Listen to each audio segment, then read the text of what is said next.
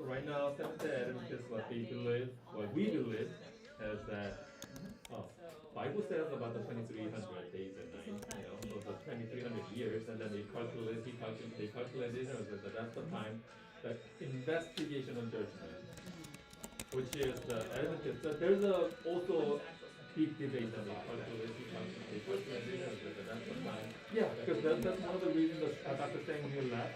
But he, as in my point of view, he didn't understand the investigation of judgment and what we were talking about. He has totally.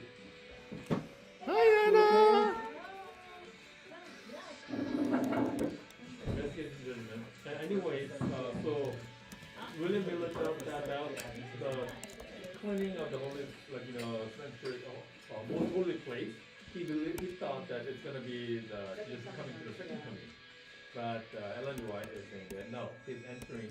If you're talking about the what was the 배속제일? 목사님, what's the 배속제일 in English?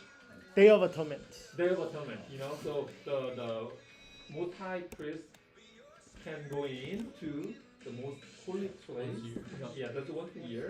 So he's going into. So Jesus is going into the most holy place and then cleaning. And that's what we're saying, that there's an investigation judgment. And to make a long story short, as far as how I understand the investigation judgment, is not like God is investigating what they did. So whether according to what they did, it's like, oh, you can be saved, you cannot be saved. It's not investigation judgment. But that's what the Dr. Stanley is understanding. Adventists, they believe that there's another, judgment that is ongoing. They are judging whether you can be saved or not. Okay, let's come together. All right. So after long time of studying different denomination, we're finally going to take the last 3 weeks of this year to talk about Adventism. Okay?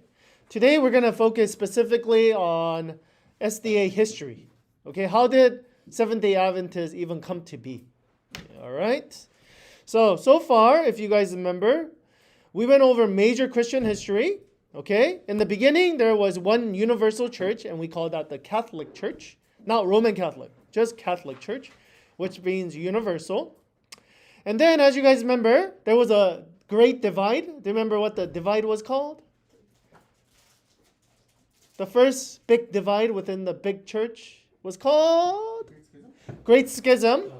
And that was between the Western Roman Catholic, now it became Roman Catholic Church, and the Eastern Orthodox Church. That was quite a big of a split.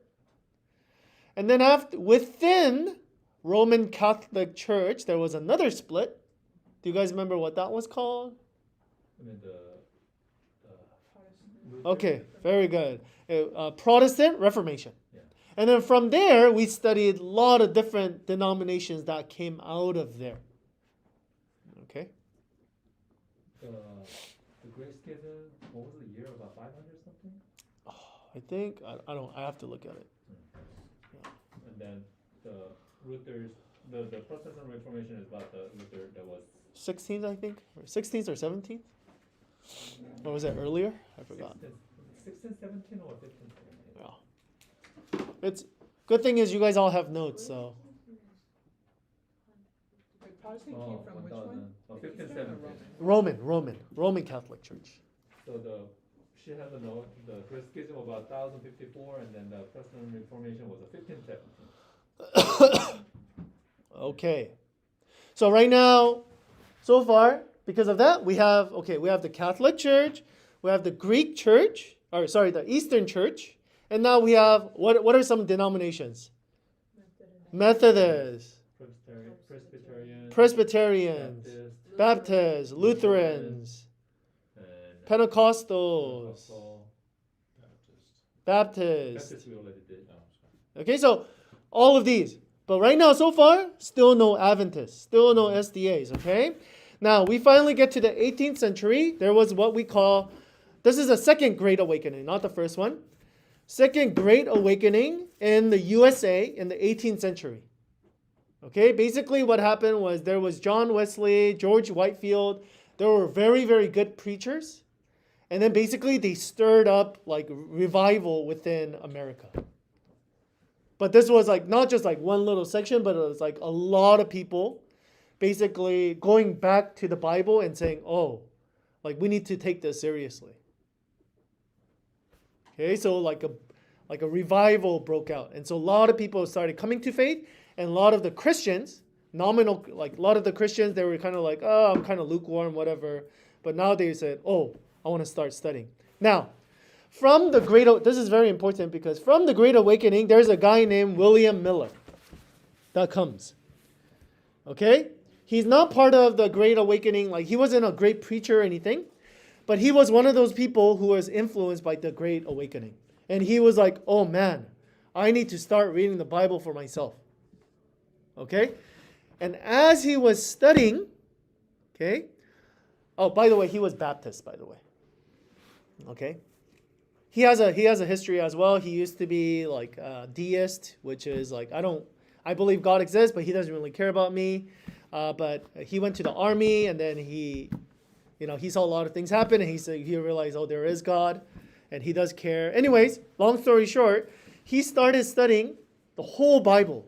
And then, specifically, he started studying prophecies. Because he realized, oh, there's some connection between these prophecies. Okay? Specifically, he started studying Daniel and Revelation. Because there's a lot of connection between the two. Okay? And I'm going to tell you guys what he says later, but eventually he says, he realized through the different prophecy, he says, hey, Jesus is coming in 1844. It's the second coming. Okay? By the way, he wasn't the only one at that time saying that. There was a lot of other people because of the Great Awakening. A lot of people were studying their Bibles, and a lot of them were coming to their same conclusion. Okay? So, still no SDAs, okay? But different people from different denominations were joining his movement. And that movement was called Millerite movement. Or, for short, Adventism. Not SDA. Okay? Not Seventh-day Adventist, but just Adventist. Why? Because Advent means coming. Yeah. So these were people, Millerite, Adventist. Does that make sense? All right. I'm going to just give you guys an example of what kind of prophecy. Usually I take like 5 or 6 weeks to talk about it, but I'm going to go over it pretty quick. Okay? So, but just one of them, I'm just going to give you an example, one that we're more familiar with and easier to understand, just so that you guys can kind of see, oh, like these are the kind of prophecies that are in Daniel, if you don't know. Okay? Let's go over one of them together. This is from Daniel chapter 2. In the second year of his reign, in the second year of his reign, Nebuchadnezzar, he's a king, had a dream, and his mind was troubled and he could not sleep. So the king summoned magicians, enchanters, sorcerers, astrologers to tell him what he had dreamed. Then the astrologers answered the king, "May the king live forever. Tell your servants a dream, and we will interpret it." So he had a dream, and he calls everybody, because the dream was disturbing, and he says, "Hey, tell me the dream." And they're like, "Okay, tell us the dream, and then we'll interpret it for you." And then next part, Steve.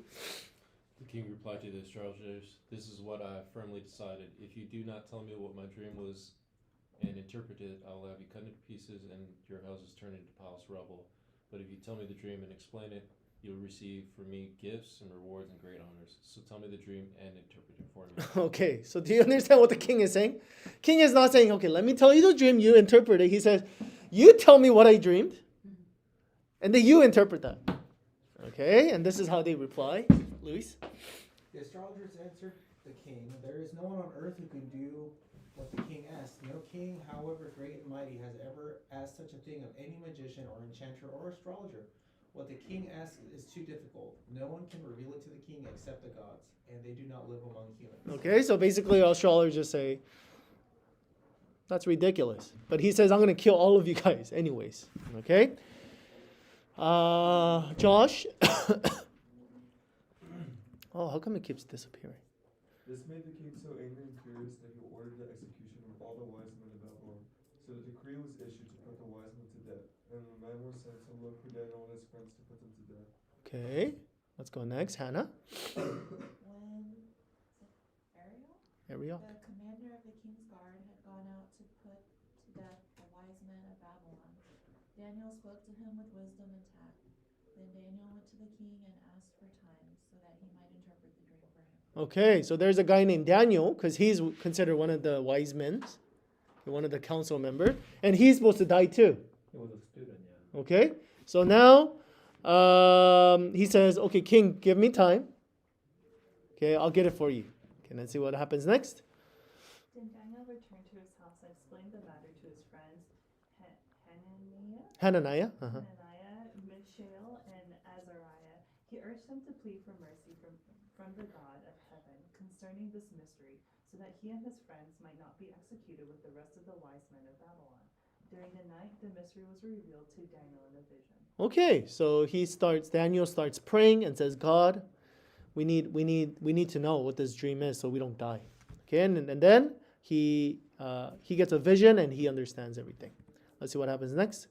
Arioch took Daniel to the king at once and said, I found a man among the exiles from Judah who can tell the king what the dreams means. The king asked Daniel, are you able to tell me what I saw in the dream and interpret it? Okay, let's continue. Daniel replied, no wise man, enchanter, magician, or diviner can explain to the king the mystery he has asked about, but there is a God in heaven who reveals mysteries. He has shown King Nebuchadnezzar what will happen in days to come. Your dream and the visions that passed through your mind as you were lying in bed are these. As your majesty was lying there, your mind turned to things to come, and the reliever of mystery showed you what is going to happen. So what is this dream about? The statue. No. Okay, it's going to be about the future. Okay, and that's what we mean by prophecy, as in it's going to tell us something about the future. Okay, it hasn't happened yet. Okay, let's see what the dream actually was. Your Majesty looked, and there before you stood a large statue, an enormous dazzling statue, awesome in appearance. The head of the statue was made of pure gold, its chest and arms of silver, its belly and thighs of bronze, its legs of iron, its feet partly of iron and partly of baked clay. Okay, let's keep going. While you were watching, a rock was cut out, but not by human hands. It struck the statue on its feet of iron and clay and smashed them. When the iron, the clay, and the bronze, the silver, and the gold were all broken to pieces and became like chaff on a threshing floor in the summer, the wind swept them away without leaving a trace.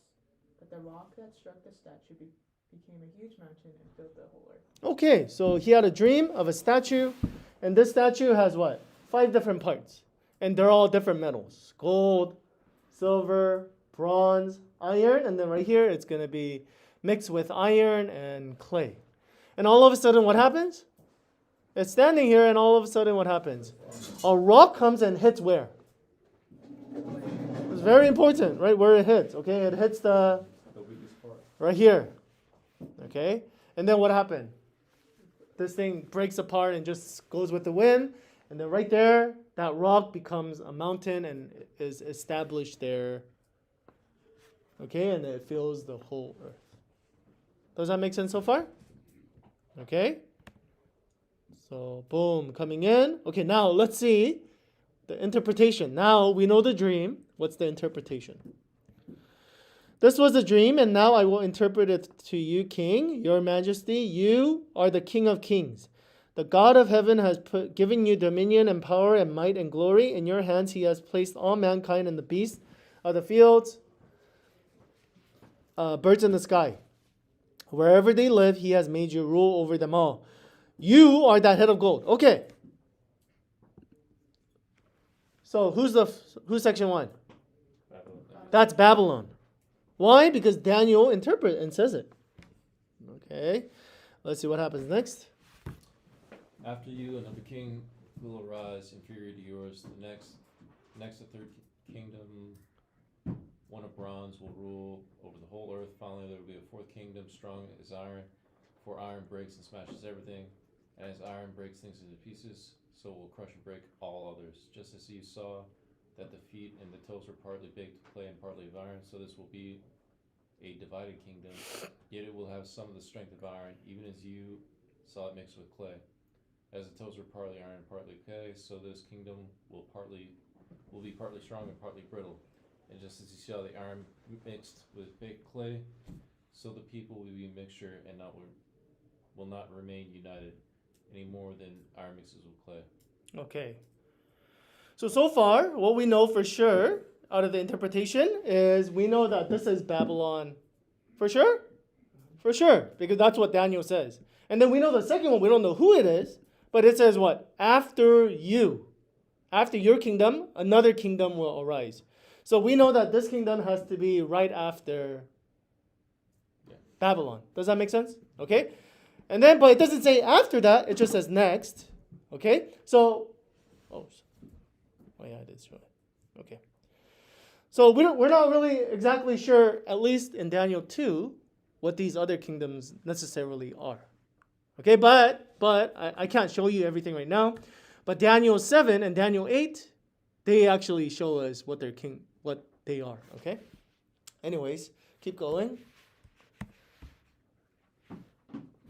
In the time of those kings, the God of heaven will set up a kingdom that will never be destroyed, nor will be left to another people. It will crush all those kingdoms and bring them to an end. But it will itself endure forever. This is the meaning of the vision of the rock cut out of a mountain, but not by human hands, a rock that broke the iron, the bronze, the clay, the silver, and the gold to pieces. Okay. So we have all of these different kingdoms that will establish itself. And then, how about this though? What does this according to Daniel, what is this? Something from heaven. Okay, so this is the kingdom of God. Okay, this is the kingdom of God. And then all will be destroyed and kingdom of God will be established. So that is the second coming. Does that make sense? Okay, so do we see this? Okay, again, I can't show you right now everything, but if you want, I could. Next year, we're going to actually start going over it pretty systematically. Okay, so we know that the first part is head of gold, which is Babylon. Okay, and then after that, the kingdom that came after that, it actually says they are inferior. Okay, and we see that in history. But what happened was two kingdoms actually came together to try to destroy Babylon. And at that time, Babylon was kind of weak. Okay, so Middle Persia. Okay, after that, if you guys remember the movie 300, the Persians, yeah? Okay, right here. After that, it's going to be Greece. Okay, with Alexander the Great.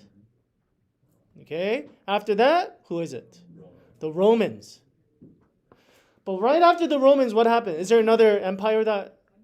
No, there's no empire. Why? Because what happens? Because Rome itself divides. Okay? And so we have the divided nations. And even now, what do we have? Do we have one empire that conquers all? No, we have divided nation as well. Okay? So we're right here. We're right here. Okay, some people say we're in the toenails right here. Okay? We're like at the end. Okay, because from 476 AD, this has this divided nation, some nations being strong, some nations being weak. Again, the iron and the clay mixed together. Does that make sense? So that's why there's people, okay, I think most Christians, every Christians would say that we're right here. But just letting you know, there are certain different denomination, different scholars that say something different about Rome. These three, it's pretty clear in the Bible. Because it says it. It actually says it. Okay, so I mean, you can't be wrong. But this and this, there's some people who disagree. But most, I would say, Rome and divided nation, and that we're right here, and that, again, that rock is going to come anytime. Okay, we don't know when. But William Miller basically said after studying all this stuff, again, this all lined up. Because he looked at history, he says, oh, after Babylon, it was Middle Persia. Oh, after Middle Persia, it was Greece, Rome. Like, this is happening. And so he realized these prophecies in the Bible, which was written quite a bit ago, actually is occurring. So he realized, oh, this is not just symbolic, like prophecy. There's real history behind it. Okay. All right. So quick question, discussion questions for you guys. How much time do we have? Okay, we have about maybe 15 more minutes. Okay, go for it really quick. Go for it.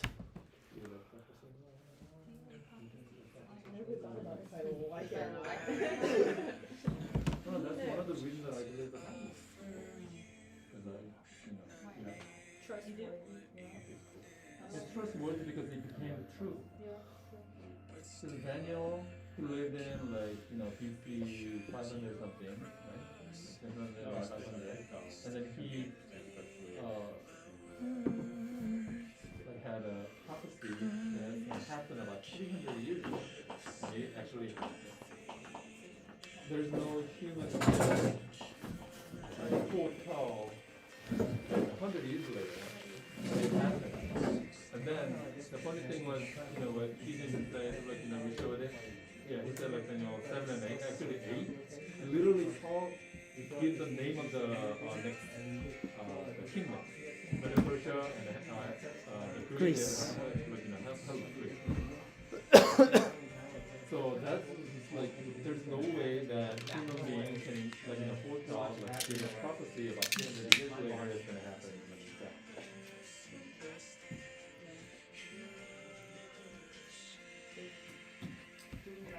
I find it ironic that Daniel's a captive, he's in a land that he doesn't know, and Hananiah, Mishael, and they're the smartest, they're the best, they're the apex of their communities.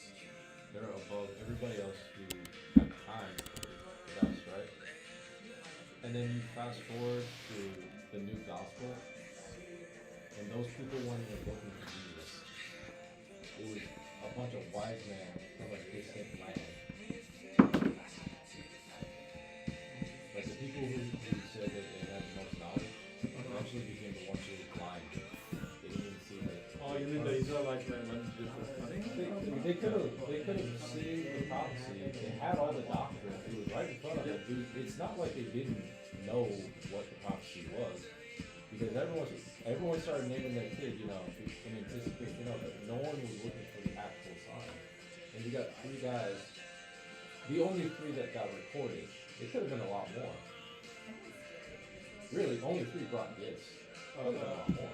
Right? Yeah, so it's not really 3 people. Right. Probably more. No. Who came to Jesus? Bible doesn't say 3. They brought 3 gifts. 3 gifts, yeah. Okay, So for that, they saw the star. Right? Yeah, but these are not Israelites.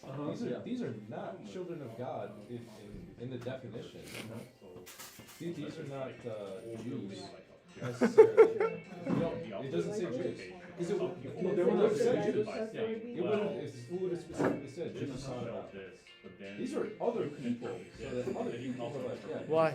their own people were blind. So it's irony. I was just thinking about that. The prophecy. It's Christmas time. This is where my mind went. They didn't even look at prophecy on the side. And they literally had everything. I think it has to be very. They could have seen it. They should have seen it.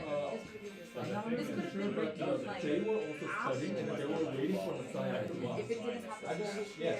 Yeah. And then, actually Isaiah, gave a prophecy about how my land was very well in they kind of waiting also, but they have different perspective or different miracles. Because they were under but they were looking for someone who's the Israelites, what they didn't interpret right was that they think that they're the chosen people, which is right, but they didn't understand the purpose of it. The reason why God chose them, actually God did not choose Israelites. God idea chose is the that land it has to be kind of very and then asked Abraham to move there. Right? And then, actually, Abraham is the great ancestor of Israel, but not really because Jacob is the ancestor of Israel. Because in the part of so Islam is from the Ismail, Abraham's son, right? And then Isaac had two sons. Esau is not the ancestor of Israel. Jacob is the one. Right? And then Okay, one more minute. One more minute. and then the reason why that God chose that land was because it's the center of the war at that point. If you So say you can go everywhere from there. That's exactly what he wanted. East, Asia, Europe, and Africa. Oh, yeah. Right? So he wanted the reason that God chose Israelites to spread God's goodness, but they didn't. They thought that they were to keep the good news only. All right, let's come back together. Okay. So, at least if you trust what Daniel writes, okay, he wrote this when? About Where? Where here? Gold. He wrote it right here. 500. He wrote it somewhere over here. Yeah. Okay, somewhere over here. And according to at least Daniel, God revealed all of these things, what? Before it actually happened. Now, obviously, secular historians, they don't believe in supernatural and things like that. So they usually say, no. Okay, because it follows history exactly. This is exactly what happened. Okay, so what a lot of secular historians say, no. Daniel was written when? Okay, he was written during the 2nd century after these things have already happened. So it looks like it's prophecy. Okay, does that make sense? It looks like it's prophecy, but it's just a guy from the 2nd century BC writing as if he was here. Does that make sense?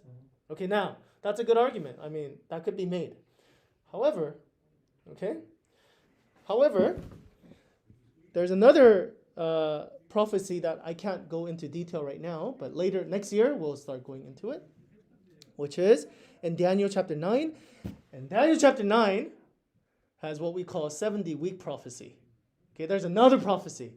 And basically, long story short, Daniel chapter 9 tells us exactly the year when Jesus was actually going to be baptized, crucified, and also Stephen was going to be stoned. Okay, so what I'm trying to say is, obviously I believe that Daniel wrote it here, but even if Daniel or somebody fake wrote it here, okay, this is still 200 years before Jesus was actually born. Does that make sense? So maybe he could say, oh, this stuff, maybe they brought it up, but they like lied about it, or he created this crazy thing, but there's no way in heck that this person could have predicted about the 70-week prophecy. Does that make sense? Okay. So that's just random thing. Okay, anyways, long story short, like I said, William Miller, he started studying Daniel and Revelation and all of these different things. And so, right now, again, I can't go into detail because it's very, very complicated, and you have to know a lot of things within the Bible to know. So that's why I can't just tell you, even though I want to, because I have to spend weeks like talking about different things. But long story short, he basically said in 1844, and he made a very fancy chart, okay? But again, I can't explain everything to you. But because there's a thing called 2300 days or year prophecy, and so 1844, Jesus is coming. And so he started telling people, okay, again, still no SDAs, just Adventist, people who believe. And so people started following him and saying, oh, shoot, we only have 10 years left. Oh, we only have 5 years left. We only have a year left. Okay, and they started selling stuff and making flyers and brochures so that more people could get on this train. Okay, eventually, they said different, they just said in the beginning, he actually just wanted to say 1844. But people are like, oh, maybe it's like this exact day, or oh, this exact day, or it's like, oh. Anyways, after this fiasco, finally, they came up with a final date, which was, I believe, October of 1844. And they said, okay, this is it. Because before they said, oh, he's coming in the spring.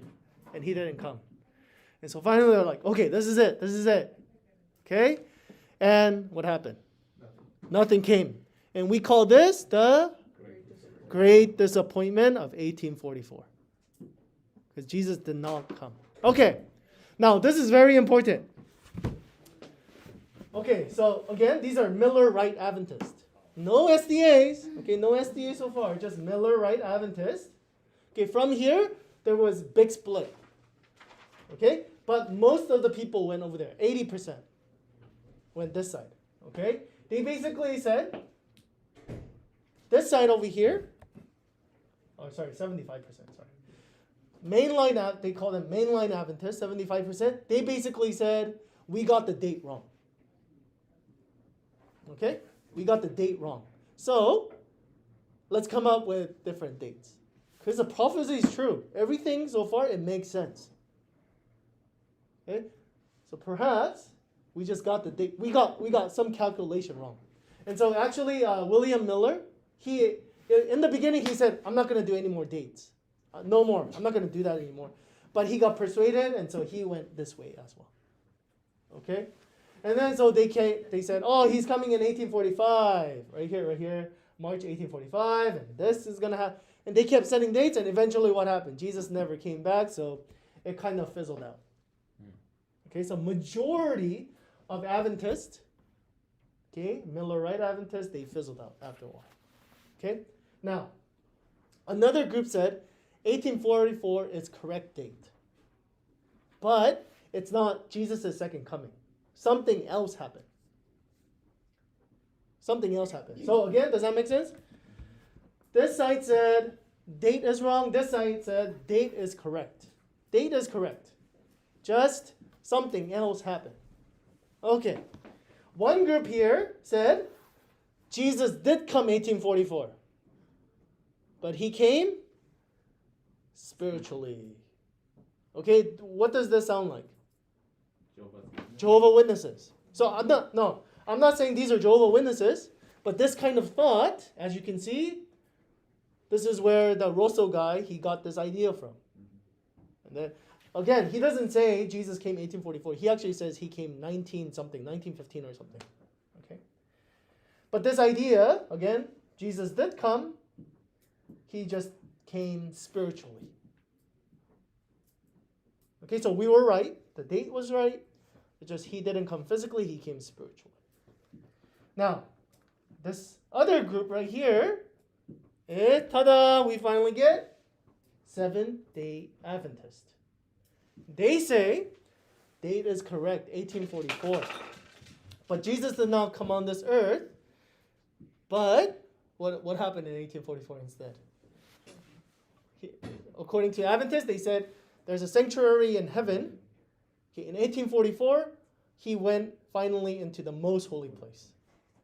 So again, for some of you guys, you're like, I have no idea what that means. I'm sorry, because it's because I didn't explain it yet. Okay, but next year, I promise, we're gonna go over it more slowly, and I'm gonna explain all these things. But it's very technical. That's why it's very difficult if you don't understand this stuff. Anyways, basically, just understand it as something in heaven. In heaven, something happened in heaven. A big transition. And so now, finally, they say in 1844, Jesus, he moved his ministry from the holy place to the most holy place. And so now, he can come anytime. But SDAs, they did not set a date this time. Okay? All right. Really quick. This is very important. Next part is very important. There's a lot of people who believe, oh, Ellen White had all these visions of all of these different things, and that's how SDA was formulated. But that is incorrect. Okay? Now, did Ellen White have visions? Absolutely. But you have to understand, I should have done one by one. Okay. I'm going to go over it very fast, but next week and the week after, I'm going to describe these a little bit more in detail.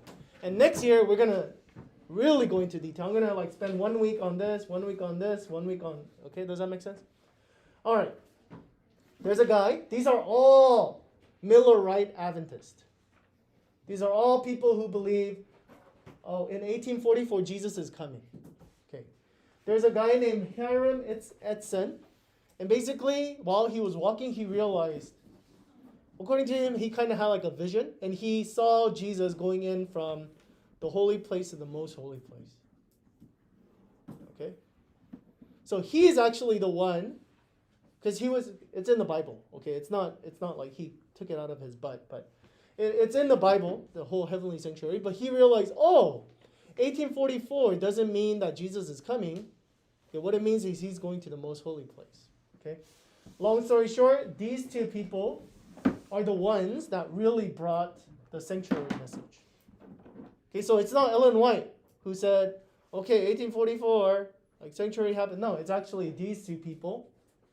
Okay, they're the ones who actually, in the beginning, talked about this whole idea of 1844 date is correct, but Jesus went from the holy place to the most holy place. Okay. There's another guy named Joseph Bates. Okay, he's the one who brought this idea of Sabbath message. Okay, there were already. Do you guys remember the Baptist? Yeah, there were already Seventh-day Baptists at that time. So they're Baptist, but they believed in the seventh day, Sabbath. Okay? So anyways, Joseph Bates, he was influenced by them, and he said to the Adventist, these Millerite Adventists, hey, we should focus on the Sabbath message. Okay? And then them two together, they realize, hey, okay? Or actually, Joseph Bates, he realized, hey, the Sabbath message actually is related to the three angels' message. Again, if you don't understand what I'm talking about, I'll explain it later. But he said the Sabbath message and second coming is related. Okay? They're all tied up together. Now, a girl named Ellen White comes along, and she starts having visions. And these visions, it actually confirms what he's saying and what Joseph Bates is saying as well. He actually sees Jesus going into the most holy place. She does. Okay? And she actually sees the fourth commandment, because inside the most holy place is the tabernacle. And inside the tabernacle is the law of Moses. Okay, in there, and she saw the fourth commandment, the Sabbath commandment, being like glowed. She saw that. And she realized, all of these things are actually connected. Okay? So before that, they all worshipped on Sunday? Yes. They actually, except Joseph Bates, these people, even Ellen White, didn't think Sabbath was that important. Even William Miller didn't think it was that. I mean, William Miller, it doesn't really matter, but a lot of them thought, okay, Jesus is coming soon. I mean, this is just minor stuff. But as they were studying, they realized, this is not a minor stuff. This is actually related to end times. Okay, so later, again, 7th day for SDAs, the Sabbath message, yes, of course, we need to obey God's law, but it's a lot more important than that. Okay, SDAs actually believe that it's related to the second coming as well, and the mark of the beast. But again, I can't talk about all of that right now. I'll talk about it soon. Okay, before all of them, so basically, these are the three main: Crozier, Bates, Ellen White, and then Ellen White's husband, James White. They're kind of the founders of Seventh-day Adventism. But what I'm trying to tell you is Ellen White's not the only one who had all these crazy visions and said, okay, you guys need to all believe it. No, these are different people who came up with different things. She just brought all of them together. Does that make sense? Okay. Before this, all of them believed in conditionalism. Again, I'm going to explain all later. Annihilationism, I'm going to explain all that later. Okay? But basically, the idea is that they didn't believe in eternal hell. Okay? All of them. Even before. And in SDA circle, we call that state of the dead. Again, I'll explain it more. Okay? And so, these are the 5 S's. There's nothing like official, but these are kind of like the 5 distinct beliefs as SDAs that we have. Again, I'm going to start talking about that next week. Okay? And no one, this is not like an official, if you go to our website, the 5 S's, and these are the most important. It's not that. Okay? Just that these are what's kind of distinct, what's kind of unique about Seventh-day Adventism. But it's not only unique to Seventh-day Adventists. Does that make sense? Because there's different churches, different denominations who might believe in the sanctuary message or the Sabbath message, like the Seventh-day Baptist. They believe in Sabbath. But these all things connected together, that's very unique to Seventh-day Adventist. Okay, so the 5. Okay, and we're going to go over next week. That there's a heavenly sanctuary. That Sabbath, okay, is very, very important. But it's also very important because it's related to the second coming of Jesus. And we Adventists also believe Jesus is coming anytime soon, very soon. And we also believe in the spirit of prophecy through Ellen White. Okay, and this is where there's a lot of controversy. Yeah, we talked about it in the beginning part, but this is where a lot of people, like non-SDA goes, oh, you see, you guys have a prophet, so therefore you guys must be a cult. Okay, and then state of the dead, which is that we believe that at the end there is hell, but you burn up and you die. Whereas majority of other Christians believe that you burn forever. Okay? Okie dokie? All right. No, sorry. I don't have time for clarification. Okay, so go for it.